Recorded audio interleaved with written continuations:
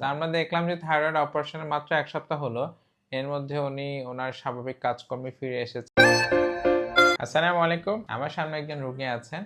ওনার হচ্ছে গলগণ্ড রোগ ছিল, যেটা মাল্টিনোডুলার গয়টা, এবং ওনার অপারেশন হয়েছে ১ সপ্তাহ হলো। আমরা শুনবো যে অপারেশনের আগে এবং পরে উনি এখন কেমন আছেন। আসসালামু আলাইকুম। ওয়ালাইকুম সালাম। আপনার কি সমস্যা ছিল? আমার গলায় ব্যথা ছিল। গলায় ব্যথা ছিল। থাইরয়েডের। আচ্ছা, থাইরয়েডের সমস্যা ছিল। গলার মধ্যে কি ফোলা ছিল কোনো? যে ফুলা ছিল। আপনার খেতে কোনো কষ্ট হতো? না, সময় কষ্ট হইতো, এখন একটু ভালো লাগে। আচ্ছা, এই যে আপনার অপারেশনটা হলো কতদিন আগে হলো? 1 সপ্তাহ আগে হলো। ১ সপ্তাহ। অপারেশনের পরে আপনি কেমন আছেন এখন? আলহামদুলিল্লাহ ভালো আছি। আপনার কোনো অসুবিধা হচ্ছে? যে না, আপনার খেতে কোনো কষ্ট হচ্ছে এখন? না এখন কষ্ট হয় না। কথা বলতে কোনো কষ্ট হচ্ছে? কথা একটু ব্যথা লাগতেছে। কথা কণ্ঠস্বরটা ঠিক আছে?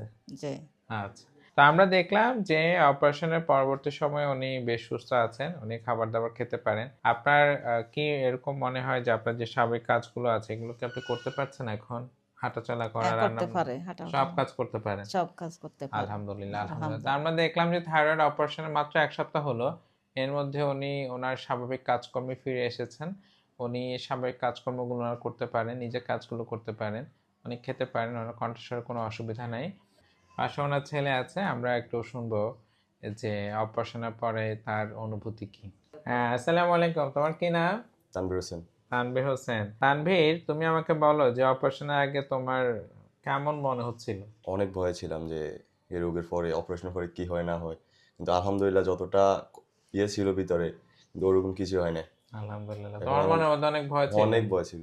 তা আমরা দেখলাম যে ছেলে হিসেবে ওর মায়ের প্রতি ওর যে টান, যে মায়া ছিল, ও কান্না করেছিল যে ওর মায়ের অপারেশনটা যেন সঠিকভাবে হয়, ঠিকভাবে হয়, কোনো জটিলতা যেন না হয়, এবং সে খুব আবেগঘন হয়ে গিয়েছিল, খুব ভয় পাচ্ছিল। ওই ভয়টা কি আছে এখন? না, আলহামদুলিল্লাহ এখন নেই। এখন আলহামদুলিল্লাহ আমি অনেক সুস্থ আছি, ভালো আছি। মানে সব কাজ করতে পারে? এখন সব কাজ করতে পারি। তোমাকে রান্না বান্না করে খাওয়াচ্ছে? জি। অপারেশনের পর রান্না বান্না সব শুরু করে দিছে? আলহামদুলিল্লাহ। হ্যাঁ, প্রথম 2 দিন রেস্টে ছিল, তারপর আলহামদুলিল্লাহ সব নর্মাল হয়ে গেছে। তা আলহামদুলিল্লাহ। এই যে সার্জারিকে আমরা ভয় পাই, আসলে সার্জারিটা একটা ভয় পাওয়ার জিনিস না।